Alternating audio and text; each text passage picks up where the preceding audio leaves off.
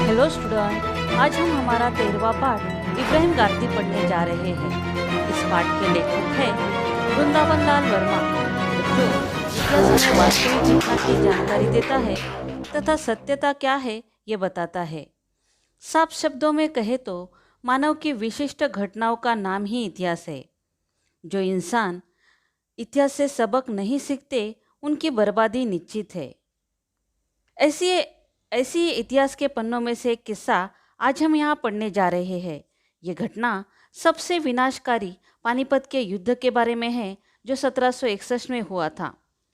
पानीपत में 3 लड़ाइयाँ हुई थी, जिसमें पहली लड़ाई 1526 में दिल्ली के सुल्तान इब्राहिम लोदी और मुगल आक्रमणकारी बाबर के बीच हुई।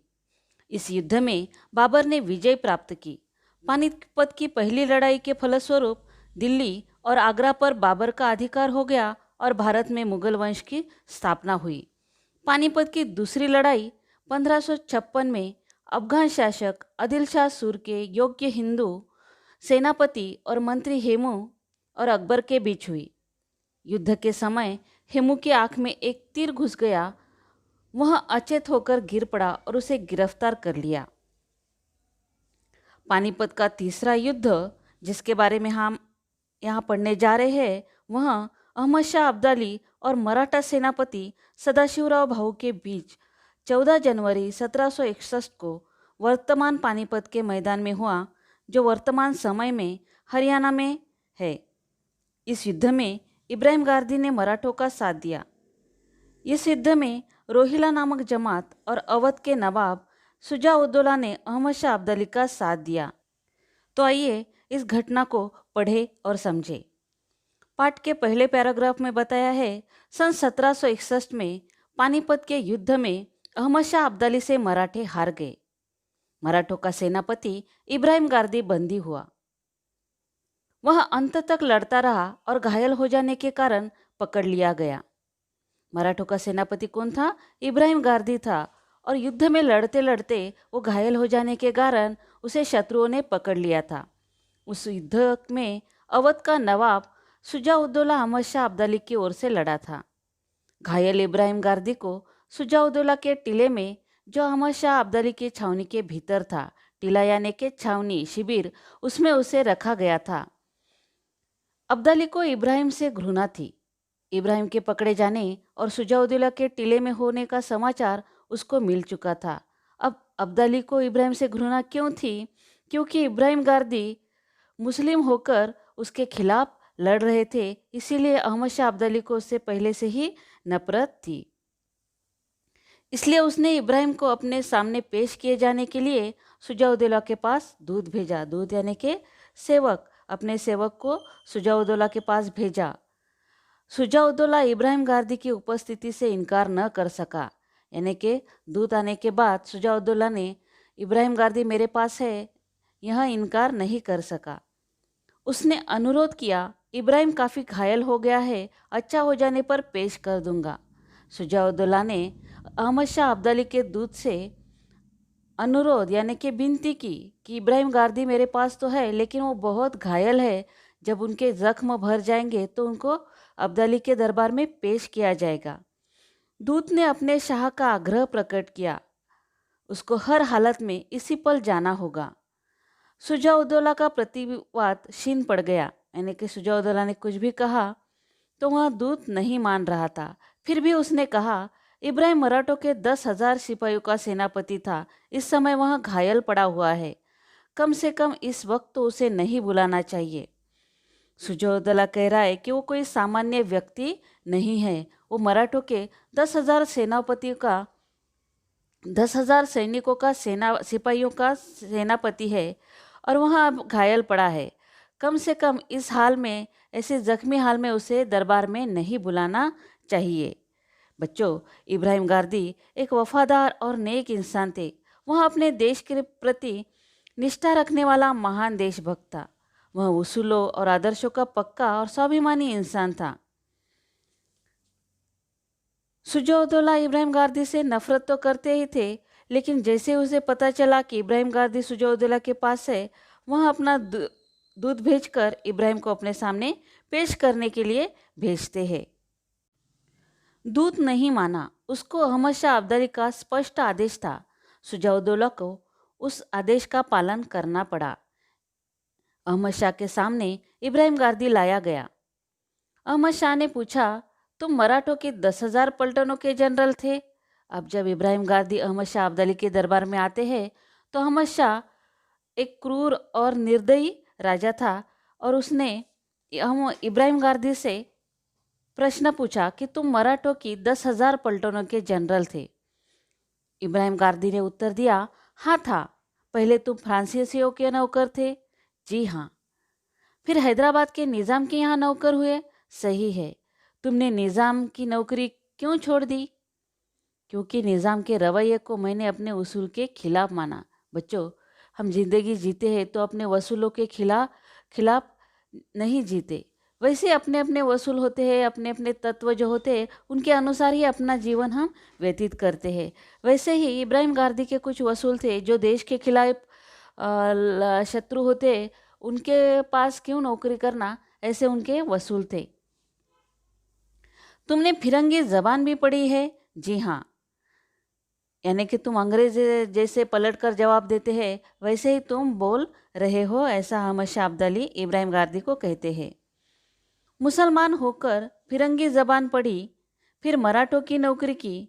खैर, अब तक जो तुमने किया उस पर तुमको तौबा करनी चाहिए, तुमको शर्म आनी चाहिए। यानी कि जो अभी तक तुमने की, फिरंगी ज़बान पढ़ी, मराठों की नौकरी की, लेकिन जो अब तक तुमने किया उसे तुम्हें तौबा करनी चाहिए, यानी कि माफ़ी मांगनी चाहिए।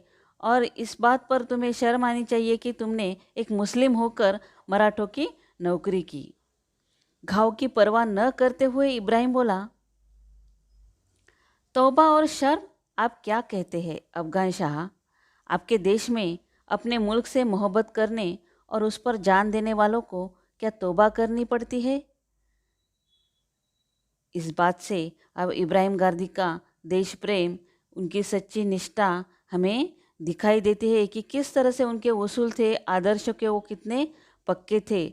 और इतने बड़े क्रूर निर्दयी राजा के सामने भी वो जवाब देने से बिल्कुल भी कतराए नहीं, बिल्कुल भी नहीं डरे। आपके देश में अपने मुल्क से मोहब्बत करने और उस पर जान देने वालों को क्या तौबा करनी पड़ती है? और क्या उसके लिए सिर नीचा करना पड़ता है? यानी कि ये देश हमारा है और हमारे देश की रक्षा करना ये हमारा परम कर्तव्य है, प्रथम कर्तव्य है, और उसमें सिर नीचा करने वाली कोई भी बात नहीं, ऐसा इब्राहिम गारदी कहते हैं। जानते हो तुम इस वक्त किसके सामने और किससे बात कर रहे हो? अहमद शाह ने कठोर वाणी में कहा। यानी कि एक विजेता के सामने एक हारे वाले इंसान खड़े होकर जवाब दे रहा है, निडर होकर जवाब दे रहा है, इसका गुस्सा तो आएगा, सामने वाले राजा को आएगा ही। तो अहमद शाह अब्दाली ने कठोर वाणी में यानी कि गुस्से में कहा कि तुम जानते हो किससे बात कर रहे हो? इस पर अहमद शाह अब्दाली कहते हैं, जानता हूँ, और न भी जानता होता तो जान लेता, पर यह यकीन है कि आप खुदा के फरिश्ते नहीं हैं। यानी कि जिस दरबार में मुझे लाया गया है उसमें लाए जाने के बाद मुझे पता ही चलता कि ये दरबार किसका है, किसके सामने मैं पेश हुआ हूँ। और नहीं मालूम होता तो पता चल जाता, लेकिन इतना पता है कि आप भगवान के फरिश्ते नहीं, ईश्वर के फरिश्ते नहीं हैं। इतनी बड़ी फतह के बाद मैं गुस्से को अपने पास नहीं आने देना चाहता। मुझे ताज्जुब है, मुसलमान होकर तुमने अपनी ज़िंदगी को इस तरह से बिगाड़ा। अहमद शाह अब्दाली कहते हैं कि मेरी इतनी बड़ी जीत हुई है। पानीपत के तीसरे युद्ध में अहमद शाह अब्दाली की जीत हुई थी, और इतनी बड़ी जीत होने के बाद मैं अपनी जीत को, अपने जश्न को इस तरह से माहौल में नहीं बिगाड़ना चाहता था। तब आप जानते ही नहीं कि मुसलमान किसको कहते हैं। जो अपने मुल्क के साथ गद्दारी करे, जो अपने मुल्क को बर्बाद करने वाले परदेशों का साथ दे, वह मुसलमान नहीं है। यानी कि अहमद शाह अब्दाली कहते हैं कि मुसलमान किसे कहते हैं ये आपको पता ही नहीं। अपने देश की वफादारी करना, अपने देश से एकनिष्ठ रहना, अपने आदर्शों को पक्का रखना, यह एक मुसलमान का कर्तव्य होता है। मुझको मालूम हुआ है कि तुम फिरंगियों के कायल रहे हो, उनकी शागिर्दी में ही तुमने यह सब सीखा है। क्यों, क्या तुम नमाज पढ़ते हो? यानी कि तुम विदेशियों के कायल रहे हो, उनके विचारों से तुम प्रेरित हो और उनके उनके यहाँ तुमने नौकरी भी की है। एक मुसलमान होकर अहमद शाह अब्दाली कहते हैं तुम तो एक मुसलमान हो। इब्राहिम गारदी को कहते हैं वो कि तुम एक मुसलमान हो और मुसलमान के वसूलों की तरह उनके धर्म का पालन करते हो क्या? क्या तुम नमाज पढ़ते हो? जिस तरह से हम मंदिरों में अपनी प्रार्थना करते हैं, चर्च में अलग अलग धर्म में अलग अलग मंदिरों में प्रार्थना की जाती है, उसी तरह से मुस्लिम धर्म में मस्जिद में ईश्वर से, अल्लाह से प्रार्थना की जाती है और उसे नमाज कहते हैं। तो इब्राहिम गारदी कहते हैं हमेशा पाँचों वक्त मुस्लिम धर्म में मस्जिद में 5 वक्त नमाज पढ़ी जाती है। 5 वक्त ईश्वर से याचना की जाती है। अहमद शाह बोला फिरंगियाँ मराठी ज़बान में नमाज पढ़ते होंगे, यानी कि नमाज तो पढ़ते होंगे, लेकिन विदेशी या जहाँ पे तुम नौकरी करते हो, मराठों की नौकरी करते हो, तो उसी ज़बान में तुम नमाज पढ़ते हो। बच्चों, कोई भी धर्म हमें गलत नहीं सिखाता। जो अच्छी बातें होते हैं धर्म में, वो हमें सभी धर्म से लेने चाहिए, न कि ये धर्म अच्छा नहीं है, वो धर्म अच्छा नहीं है। उसमें से जो जो अच्छी बातें होती है वो अच्छी बातें निकाल कर बाकी के बातों पर ध्यान नहीं देना चाहिए। तभी हमारी देश की एकता बनाए रहेंगी और राष्ट्रभक्ति हम में जागरूक रह सकेंगी। तो यहाँ पे अहमद शाह बोलता है कि फिरंगी या मराठी ज़बान में नमाज पढ़ते हो। इब्राहिम ने घावों की पीड़ा दबाते हुए कहा, खुदा अरबी, फारसी या पश्तो ज़बान को ही समझता है क्या? वह मराठी या फ्रांसीसी नहीं जानता? क्या खुदा राम नहीं है और राम रहीम अलग अलग है? इतना जख्मी होने के बाद भी जब इब्राहिम गारदी अहमद शाह अब्दाली को पलटकर जवाब दे रहे हैं, तो अहमद शाह अब्दाली मज़हब के नाम पर बरगराने लगा। तब इब्राहिम ने राम और रहीम को एक बताया। उसका साहस देखकर अब्दाली का चेहरा क्रोध से तमतमा उठा और उसने इब्राहिम को कहा, अहमद शाह अब्दाली के टुकड़े टुकड़े इब्राहिम गारदी के टुकड़े इब्राहिम टुकड़े ने कर शांत किंतु दृढ़ स्वर में कहा। घायल इब्राहिम के ठंडे स्वर से अहमद शाह की क्रूरता कुछ कम हुई। उसका कहना है कि शरीर के टुकड़े हो जाने से रूह के टुकड़े थोड़े ही होंगे। इब्राहिम की बात सुनकर अहमद शाह अब्दाली की क्रूरता कुछ कुंठित हो गई।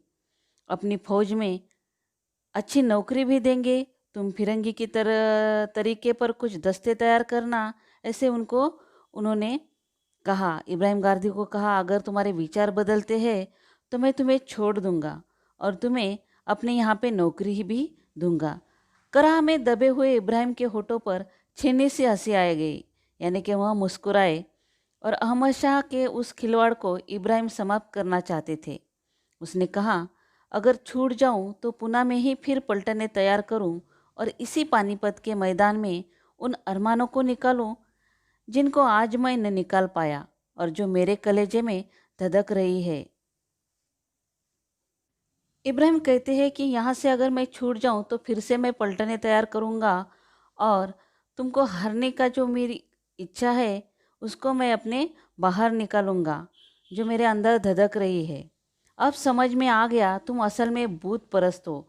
भूत परस्त यानी कि मूर्ति पूजा। जिनके तुम यहाँ नौकरी करते हो वो लोग मूर्ति पूजा करते हैं और तुम भी उनके ही नौकर हो। ऐसा अहमद शाह अब्दाली इब्राहिम गारदी को कहते हैं। तो इब्राहिम गारदी कहते हैं, ज़रूर हूँ, लेकिन मैं ऐसे भूत को पूछता हूँ जो दिल में बसा हुआ है और ख्याल में मीठा है। जिन भूतों को बहुत से लोग पूछते हैं और आप भी, मैं उनको नहीं पूछता। बच्चों, इंसान की मदद करनी चाहिए, ना कि पत्थर की पूजा के सामने इंसान को देखना भी नहीं चाहिए। ऐसा ही इब्राहिम गारदी कह रहे हैं कि मैं भूतों की पूजा तो करता हूँ, लेकिन इंसान में बसे पत्थर में बसे भूतों की नहीं तो इंसान में बसे भूतों की पूजा करता हूँ। हम भी खबरदार। हाँ, आप भी। हर तंबू के सामने मरे हुए सिपाहियों के सिरों के ढेर के इर्द गिर्द जो आपके पठान और रूहेले सिपाही नाच नाच कर जश्न मना रहे हैं, वह सब क्या है? क्या वह भूत परस्ती नहीं है? यानी कि कोई मरे वाले इंसानों के सामने नाचकर अपना जश्न मनाता है। ऐसे लोग कैसे हो सकते हैं जो किसी के मरे वाले इंसान के सामने अपनी जीत का जश्न मनाते हो?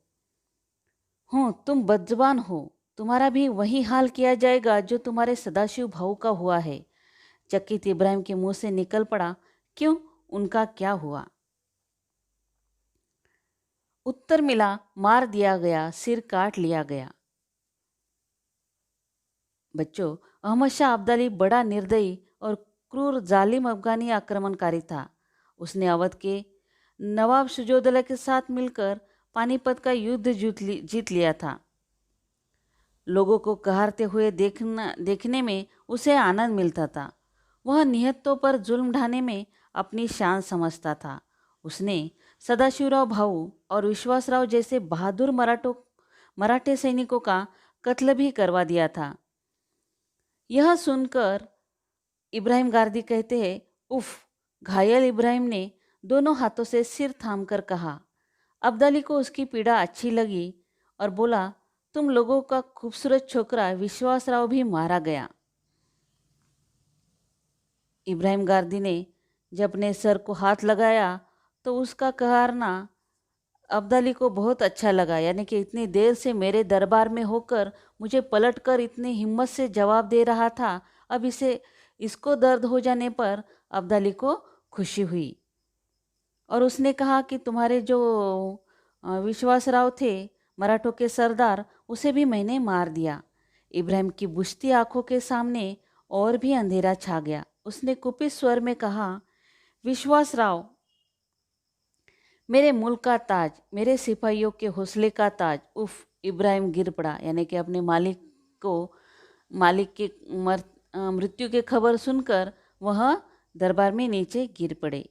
अहमद शाह उसके तड़पने पर प्रसन्न था। उसकी निर्ममता ने सोचा, शहीदों को जीत लिया। यानी कि उसे अच्छा लगने लगा कि इब्राहिम गारदी को अब किसी न किसी बात के लिए तो दर्द हुआ, पीड़ा हुआ और उसकी पीड़ा देखकर ही अहमद शाह अब्दाली को खुशी होने लगी थी। इब्राहिम जरा सा उठकर भर्राते हुए स्वर में बोला, पानी। अब्दाली कड़का, पहले तौबा कर। इब्राहिम ने कहा, तौबा? शहीदी कहीं तौबा करते हैं? यानी कि माफ़ी किस बात की? तौबा यानी कि माफ़ी मांगना। और शहीद लोग कहाँ पे माफ़ी मांगते हैं? अपने देश के लिए जान दे देना, अपने देश के लिए बलिदान देना, यह तो गर्व की बात होती है और इसके लिए तौबा कोई करता ही नहीं है। तौबा करे वो लोग जो कैदियों, घायलों और निहत्तों का कत्ल करते हैं। यानी कि जो निहत्ते लोग होते हैं, कहते हैं ना कि सोए वाले लोगों पर आक्रमण करना पाप होता है। युद्ध करना है तो आमने सामने लड़ाई होनी चाहिए। निहत्तों पे युद्ध करने से बहादुरी नहीं समझी जाती थी। तो लेकिन अब्दाली को इससे निहत्तों पर जुल्म ढाने में बहुत वह शान समझता था। अब्दाली से नहीं सहा गया। इब्राहिम भी नहीं सह पा रहे थे। यानी कि इतने निडर होकर इब्राहिम जवाब दे रहे थे तो यह अब्दाली को सहा नहीं जा रहा था और इब्राहिम को भी अपने जख्म से बहुत पीड़ा हो रही थी।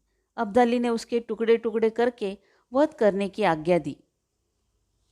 एक अंग कटने पर इब्राहिम की चीख में से निकला, मेरे ईमान पर नियाज।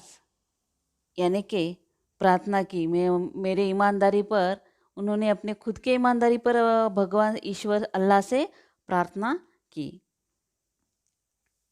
दूसरे पर क्षीण स्वर में निकला, हम हिंदू मुसलमान की मिट्टी से ऐसे सूरमा पैदा होंगे जो वैश्यों और जालिमों का नामो निशान मिटा देंगे। यानी अगर मैं मर भी गया तो कोई बात नहीं, लेकिन हम बहादुर सैनिकों में से ऐसे सूरमा पैदा होंगे। यानी कि हमारी कहानी सुनकर ऐसे लोग प्रेरित होंगे कि अपने वतन के लिए जान भी देने के लिए तैयार होंगे, आने वाले भविष्य में ऐसी पीढ़ी तैयार होंगी हमारे बलिदान के बाद, जो अपने देश को स्वतंत्र बनाएंगी। और अंत में मराठों के सेनापति इब्राहिम गारदी के मुंह से केवल एक शब्द निकला, अल्लाह, जिसको फरिश्तों के पंखों और इतिहास के पन्नों ने सावधानी के साथ छिपा लिया। यानी कि उनके आखिरी शब्द थे, उनके मुंह से अल्लाह निकला। जैसे हम कुछ भी दर्द हुआ तो हे भगवान, हे ईश्वर कहते ना, उसी तरह से उन्होंने, इब्राहिम गारदी ने भी अपने अंतिम क्षणों में अल्लाह कहकर अपनी सांस गवा दी, जिसको फरिश्ते के पंखों और इतिहास के पन्नों ने सावधानी के साथ छिपा लिया। यानी कि इतिहास में उनकी कहानी यह सदैव अमर रही। बच्चों, इब्राहिम गारदी एक ऐसे सेनापति थे जिनको मरना स्वीकार था, लेकिन अपना ईमान बेचना कदाही स्वीकार नहीं था। इब्राहिम ने व्यक्तिगत धर्म से बढ़कर राष्ट्र धर्म को माना।